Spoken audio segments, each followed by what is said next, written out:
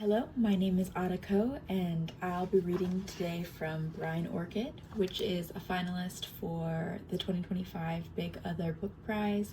Huge thanks to John Madeira and the Big Other team for reading my book. This first poem is called Phantom Pain as Natal Philopatry. I think many of us are familiar with phantom pain, but natal philopatry is a little bit less known. It is an instinct that many animals, such as salmon, have to return to their birthplace in order to reproduce. Phantom pain as natal philopatry. There were no guns, but when the club in the soldier's hand connected to the soft skull in Market Square, you knew it was time to leave. 4 lonely decades later, and you are still searching for what you left in Korea. Buried jar of kimchi, silk hanbok, your harabaji's grave. You gave up 100 family ghosts to transplant here. Now the second generation spends graduate school studying our roots like an amputee reaching for lost limbs. Sea turtles remember the beach where they were born by smell, instinct, the pull of the tide, but I was never good at directions. Tell me, what parts am I missing?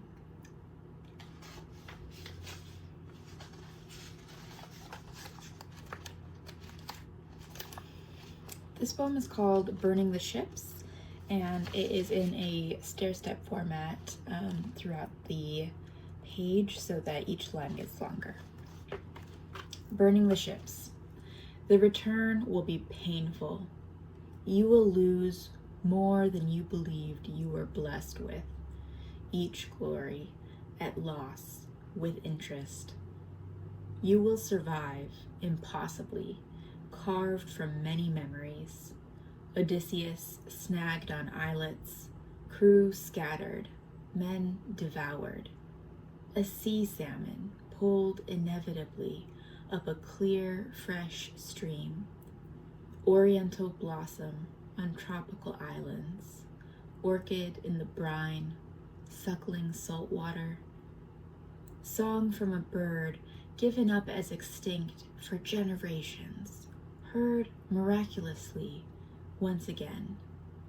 Endurance like story, shared through mouths, blood, fires. The offerings we burned and did not. The ashed ships on the beach left behind. The truth, a hard, hot coal bright on a distant shore. A lesson I learned later than the salmon, orchid, songbird. There is no going back.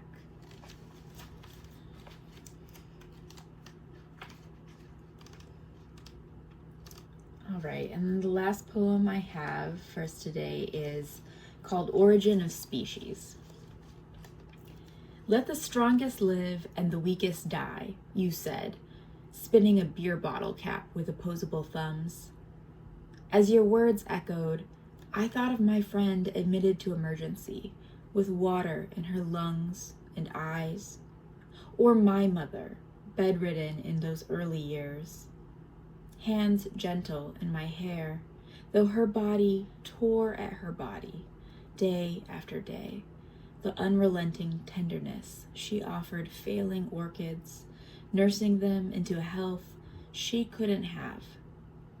I remain skeptical that 10,000 years of Darwin's history amounts to this, your bold cruelty, flat, unseeing gaze, receding hairline. I've lived here so long, the myth has become truth, as if the preservation of favored races is all that matters in the struggle for life.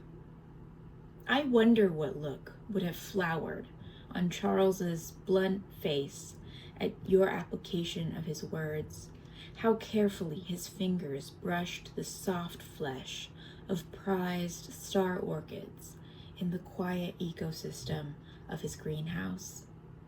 My mother called yesterday. Is it evolution that makes her voice so beautiful to me? Have I inherited mercy as a trait of failed natural selection, like my poor lungs and feeble eyes? Go on, drink beer, quote the dead. My vestigial creed is evolving as we speak. Let the weakest survive and live gloriously. May every fragile blossom exhale our victory. And that's Brine Orchid. Thank you so much, John Madera and the Big Other, and I hope to read you soon.